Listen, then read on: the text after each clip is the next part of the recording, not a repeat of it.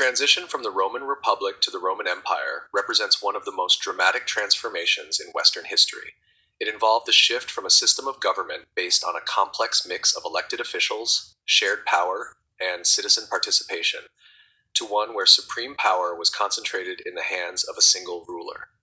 This transition, which culminated in the establishment of the Roman Empire under Augustus in 27 BCE, was not a sudden event, but rather a gradual process that unfolded over several decades, marked by internal strife, military conflict, and political maneuvering. The Roman Republic, a fragile system. The Roman Republic, which lasted from around 509 BCE to 27 BCE, was characterized by a unique system of government that blended elements of democracy, oligarchy, and monarchy.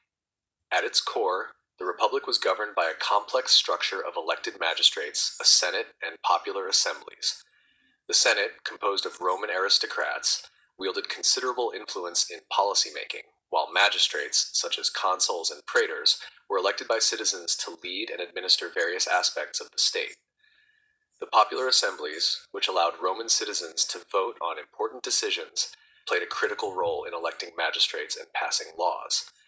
However, the system was not without flaws. The Republican Constitution, while designed to limit the concentration of power, created a fragile balance that was easily upset by ambition, social inequality, and military might. Over time, the growing wealth of the Roman elite and the increasing reliance on professional armies led to the erosion of the Republic's political institutions. Social and political tensions. By the late 2nd century BCE, Rome's expansion into new territories has brought about significant changes in society. Conquests in Italy, Spain, and the Mediterranean resulted in vast wealth and land acquisitions, which were concentrated in the hands of a few wealthy aristocratic families. This created a growing divide between the rich and the poor, leading to social unrest. The Roman plebeians, or common citizens, became increasingly disillusioned with the political system, which seemed to serve only the interests of the elite. The Gracchi brothers, Tiberius and Gaius, attempted to address the issue of land reform in the 2nd century BCE, but their efforts were met with violent opposition from the aristocracy. These early attempts at reform set the stage for a series of populist movements that would challenge the established order. At the same time, the Roman army became a more powerful and influential force in Roman politics. Generals like Gaius Marius reformed the military, opening it to the landless poor, which led to the creation of a professional army that was loyal not to the Republic, but to their individual commanders.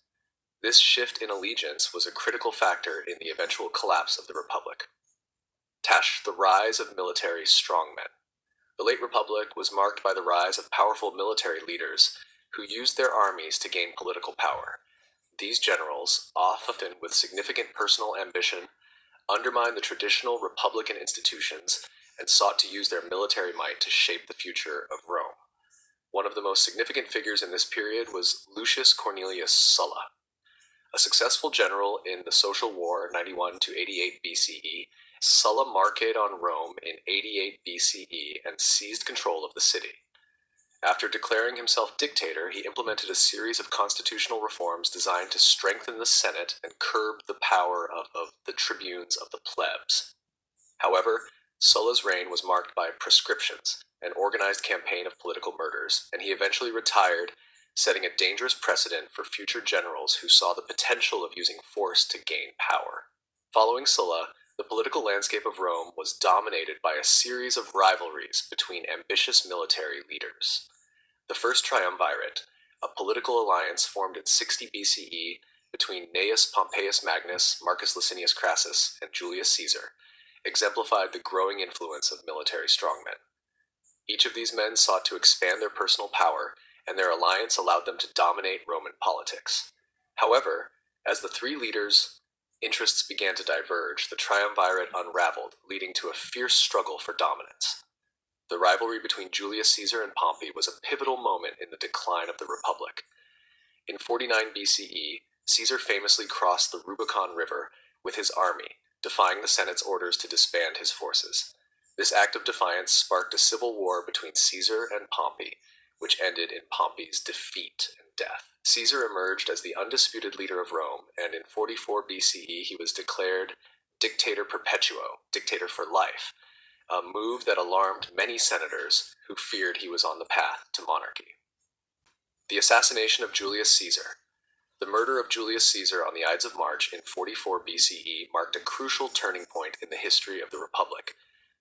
The assassination, orchestrated by a group of senators led by Brutus and Cassius, was intended to restore the power of the Senate and preserve the traditional republican system. However, the murder did not lead to a return to the old ways. Instead, it plunged Rome into further civil conflict. Caesar's death sparked a power struggle between his supporters, led by his adopted heir Octavian, the future Augustus, and his assassins who hoped to restore the Republic. In the ensuing conflict, Octavian allied with Mark Antony and Lepidus to form the Second Triumvirate, which defeated the forces of Brutus and Cassius at the Battle of Philippi in 42 BCE. Despite their victory, the triumvirs soon turned on each other, with Octavian and Antony becoming rivals for control of Rome. The rise of Augustus and the establishment of empire. The final stage of the transition from republic to empire occurred after the defeat of Mark Antony and Cleopatra at the Battle of Actium in 31 BCE. Antony's defeat left Octavian as the uncontested master of the Roman world. In 27 BCE, Octavian formally offered to relinquish his extraordinary powers and restore the Republic, but the Senate, recognizing his undisputed authority, instead granted him the title of Augustus and the powers of a monarch, though he maintained the illusion of republican forms. This marked the beginning of the Roman Empire. Augustus cleverly presented himself as the princeps, first citizen, and emphasized his role as the protector of traditional Roman values, which allowed him to consolidate his power without openly declaring himself emperor.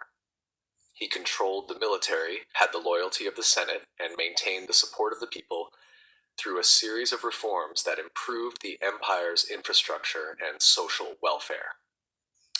Under Augustus, the Roman Empire experienced a period of relative stability known as the Pax Romana, Roman peace, which lasted for over 2 centuries.